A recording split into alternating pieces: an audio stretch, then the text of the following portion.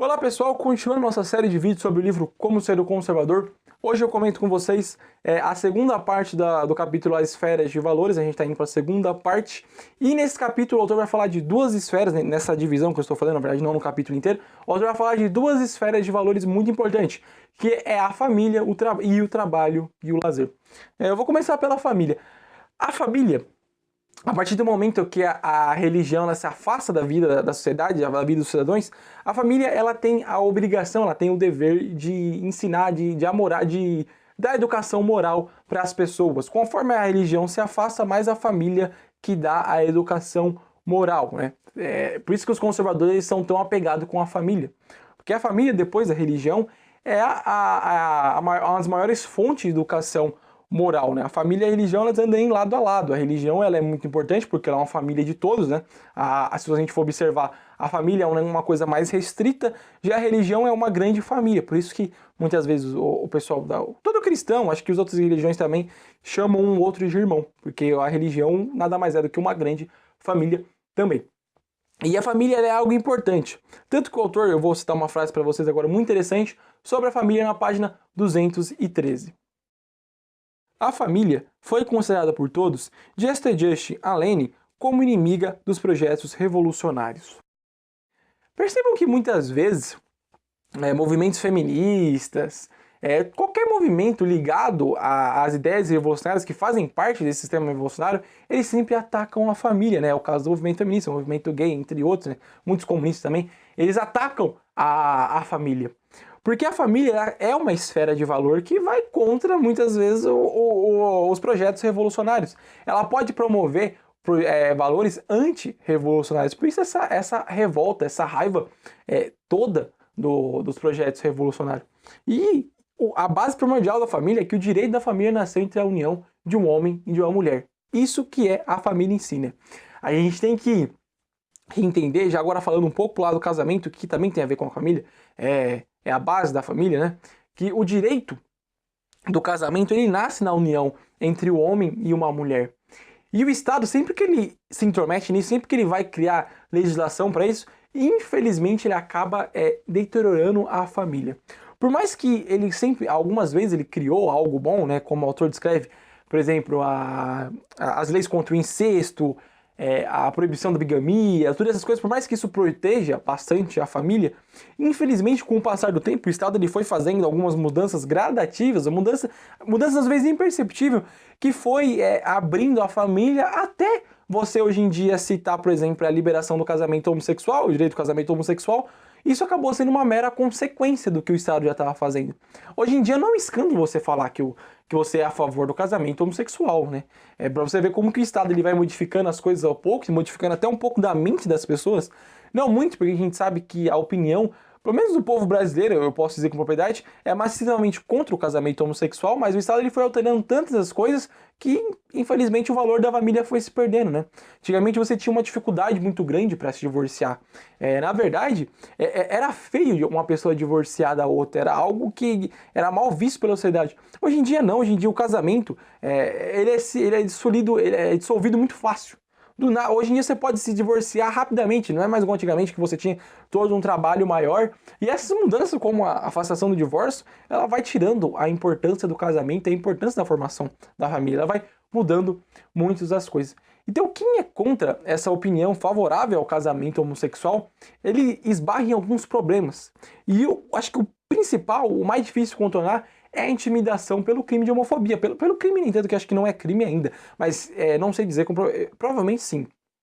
Hoje a gente enfrenta uma legislação muito fraca e pode ser que se você xingue alguém, você seja preso por isso, como discriminação e tudo mais. Eu não vou entrar aqui em direito, porque isso nem é minha área, eu não sei nada. Então, melhor eu meter aqui ao comentário do livro.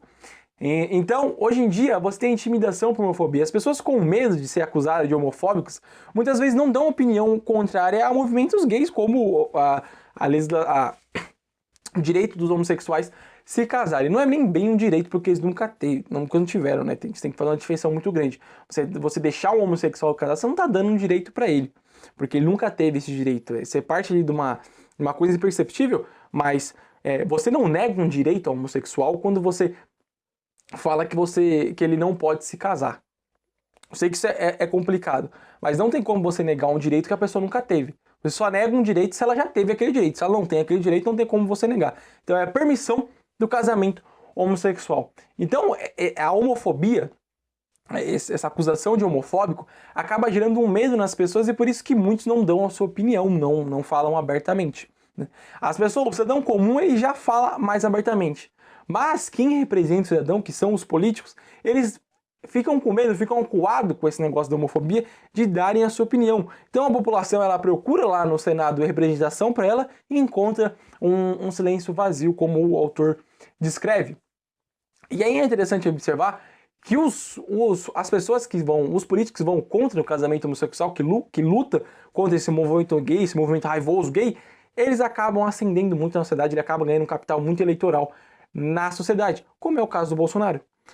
Muitas das pessoas começaram a gostar do Bolsonaro pelas opiniões dele contrária ao kit gay, contrária ao casamento homossexual, contrária a essa vagabundagem, contrária a nossas leis fracas. Então isso, uma das opiniões, a opinião de ser contrário ao casamento homossexual, que fez o Bolsonaro subir muito, muito alto. Porque a população, ela sempre procura o que ela representa, o que ela pensa no Senado. Mas infelizmente atualmente está muito difícil de encontrar isso na nossa política. A primeira coisa que a gente tem que observar quando a gente pensa em casamento homossexual é que ele fere a lei de Deus. Isso não é tudo. Por mais que isso já seja um argumento muito bom para quem é religioso, mas isso não é tudo.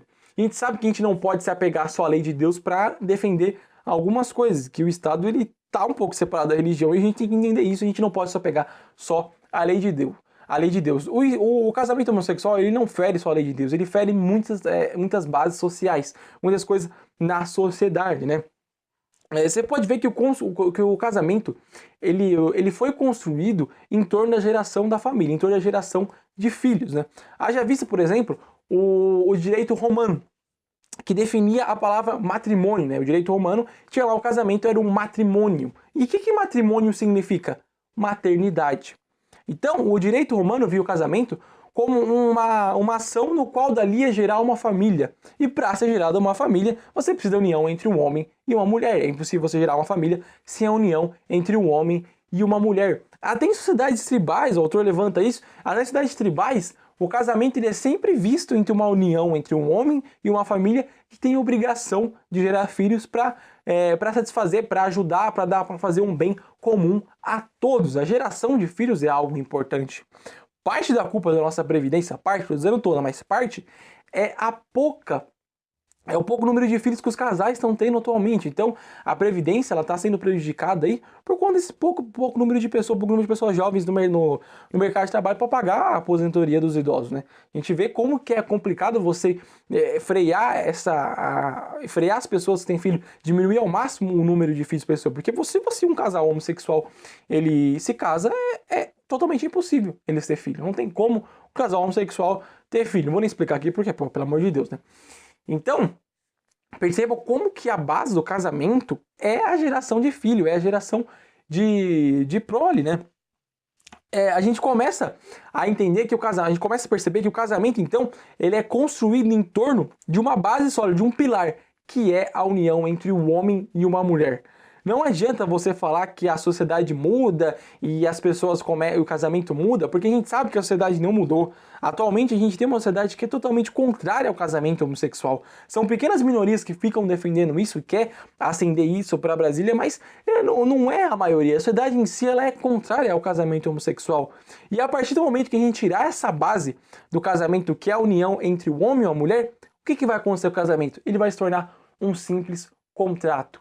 E aí, meu amigo, aí o casamento vai poder casamento entre homem e mulher, entre homem com homem, entre mulher com mulher com mulher, casamento entre homem e uma cara, casamento entre, sei lá, um homem e um carro. Por quê? Porque o casamento não significa mais nada. O casamento é só um simples contrato, ele não significa mais nada. O casamento ele perde totalmente seu valor. Esse valor que vem de anos e anos, de muito tempo, esse valor entre a iniciação de uma família, isso vai se perder. E o casamento vai virar um simples contrato. Então, como que a gente faz para defender o casamento? Como a gente defende o casamento heterossexual, a formação da família tradicional? Primeiro que a gente tem que tentar envolver o Estado o menos possível nisso. Porque quando a gente envolve o Estado nisso, O Estado agora ele tem a oportunidade de moldar a família. Então ele pode sim tirar o casamento gay, pode não deixar o casamento gay, mas infelizmente ele vai ter o poder de moldar a família. E o Estado moldando a família não é uma coisa boa. É melhor a gente deixar o Estado fora disso. Então a gente passa a dar o exemplo, a gente dá o exemplo. A gente começa a dar o exemplo, começa a formar a família e assim as coisas vão se desenvolver melhor. Porém, vejam bem, as leis, elas não podem criar costumes, né? A partir do momento que a gente tem um costume na sociedade, aí sim deve seguir uma lei em cima daquele costume. Ou seja, se uma sociedade ela não tem um costume, ela não tem uma cultura do casal, a cultura do homossexualismo, a lei não deve criar isso, ela não deve promover isso. Mas se uma sociedade tem, isso sim a sociedade já pode ter. Então a gente tem que brigar enquanto isso não é costume, enquanto isso não é um hábito, não é a opinião da maioria no Brasil, a proibir o casamento homossexual, né? A partir do momento que isso virar um costume, todos já pensarem assim, aí não tem mais o que fazer, porque a lei segue, de uma maneira geral, a opinião de todos, segue a cultura geral. Mas como isso não acontece atualmente, a gente não pode deixar isso, né? Deixar que o casamento homossexual acaba sendo legalizado. Porque você tem que sempre entender, eu vou focar nisso aqui um pouco, que as mudanças sociais, elas acontecem entre o povo, de baixo para cima. E não é uma lei que vai causar uma mudança social. Então, por enquanto que o Brasil ele não tem essa mudança social em relação ao homossexualismo, todo mundo é contra, a maioria da população ela é contra o homossexualismo, as leis elas não devem existir. Mas a partir do momento, se no futuro, sei lá, o povo pensar diferente, porque eu acho muito difícil, né? O Brasil é a maioria cristã, isso dificilmente vai acontecer, aí sim se muda as leis. O segundo tópico que eu vou tentar comentar um pouco mais rápido aqui para não deixar o vídeo muito grande, porque fica complicado para o pai, fica também difícil para vocês verem, fica um pouco muito grande, cansativo, é o tópico do trabalho e lazer, né? Você pode perceber que quando a família também perde o seu lugar, você pode perceber que além da família, além de a religião perder o seu lugar, a família também vem perdendo o seu lugar para o trabalho e para o lazer. As pessoas antigamente, ela tinha aquele foco, eu quero casar e ter filho. Hoje não, hoje as pessoas querem se estabelecer, quer trabalhar, quer ter dinheiro para depois pensar em formar uma família. Até a família tá saindo das prioridades das pessoas. Isso é algo muito prejudicial, porque as pessoas têm menos filho. E a gente sabe o tanto de prejuízo que isso gera, o tanto de coisas ruins que vai trazer para a sociedade se as pessoas começarem a ter menos filho. E sobre o trabalho, é uma distinção que todo mundo já sabe, mas é sempre importante focar. Quem trabalha com o que gosta é feliz. E quem trabalha com o que dá dinheiro não é feliz. Quando você for procurar o seu emprego, se você não procurou ainda e se você já está na sua profissão, procura sempre ao máximo achar o trabalho que te faz feliz. Eu sei que às vezes isso não tem como acontecer. Nem sempre é possível você trabalhar com aquilo que você gosta, né? Porque, afinal de contas, muitas pessoas elas têm que sustentar a família e não podem trabalhar com quem gosta. Porém, é importante você sempre buscar aquilo que você gosta, porque assim você vai ser feliz. Se você trabalha com alguma coisa que dá dinheiro e você não gosta daquilo, você vai ser infeliz a maior parte do tempo da sua vida, porque a maior parte do tempo da sua vida você vai passar no trabalho. Por isso que é importante você focar bastante, você procurar aquilo que você gosta do que você faz, porque afinal de contas, se você trabalhar com quem você gosta, você nunca vai precisar de trabalhar literalmente na sua vida. Você sempre vai estar se divertindo, sempre vai estar fazendo alguma coisa que você gosta. E no ambiente de trabalho, para a pessoa ela ter algo bom, para ela conseguir desenvolver, para ela ter ali a motivação necessária, ela precisa do companheirismo e espírito de equipe. Isso é algo importante. As empresas sempre têm que tentar gerar isso nas pessoas, porque senão isso não vai acontecer e as pessoas vão ficar desmotivadas, o trabalho não vai render, as pessoas vão ter uma vida pior, aí isso não é interessante para ninguém. Só que sobre o trabalho a gente tem que pensar um pouco sobre o trabalho braçal. De uma maneira ou de outra, o trabalho braçal, algumas vezes, ele é humilhante. A pessoa pegar lixo no chão, a pessoa passa por uma pessoa que, sei lá, faz algum trabalho que um trabalho que não faz algo que ela pode usar sua criatividade. Um trabalho braçal, ele sempre traz algumas coisas humilhantes, né? E às vezes, não é que as pessoas humilham um determinado funcionário, nem sempre, isso acontece muito, mas às vezes é que o trabalho em si ele é algo humilhante. Eu, por exemplo, já trabalhei em linha de produção. Você ficar o dia inteiro fazendo uma mesma função, você perde você perde a motivação de trabalhar, aquilo acaba sendo algo, eu não digo nem humilhante, mas desmotivante, é algo muito ruim, é algo que você não dá o devido valor porque parece uma pura besteira, você só tá ali dobrando uma caixinha, só tá ali parafusando alguma coisa, isso é ruim. Então existe uma maneira de a gente tornar o trabalho braçal algo menos humilhante. E o autor responde isso então na página 221 com uma frase muito interessante que eu vou citar para vocês aqui agora. A abolição do emprego e a sua substituição pelo trabalho autônomo seria, na minha visão, um passo no sentido de superar as piores humilhações do trabalho braçal. Eu vou usar um exemplo aqui com vocês muito interessante. Peguem, por exemplo, uma empregada que trabalha numa empresa de faxina, num galpão, uma grande empresa de faxina, e um pedreiro. Um pedreiro que trabalha por conta. Esses dois empregos, eles são braçais. Os dois empregos são braçais. Porém, provavelmente a empregada ela vai passar por muito mais humilhação do que o pedreiro que é autônomo. Porque, de uma certa maneira, ele faz um contrato e ele oferece os seus trabalhos, o seu trabalho. Ele tem mais liberdade para trabalhar. Isso gera uma motivação muito grande. A pessoa ela se sente importante. Ela vê que aquele trabalho dela é importante porque tem outras pessoas contratando e você vai de acordo com suas demandas. Então é algo importante. Já para uma empresa, você vê que seu trabalho não é tão importante. Você sabe que se você sair dali, vão contratar outro. E aquilo se tornar algo monótono, você não tem ali muita liberdade. E por isso que acaba sendo um pouco mais humilhante você fazer alguns trabalhos lá.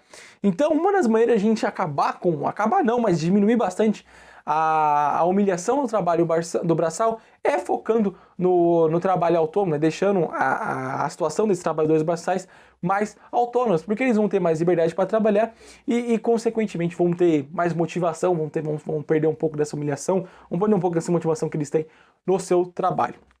O trabalho está extremamente ligado às universidades, né? Porque, afinal de contas, as universidades, as escolas, elas formam os trabalhadores. E, infelizmente, atualmente, a gente vê uma queda no ensino universitário. E isso acontece por quê?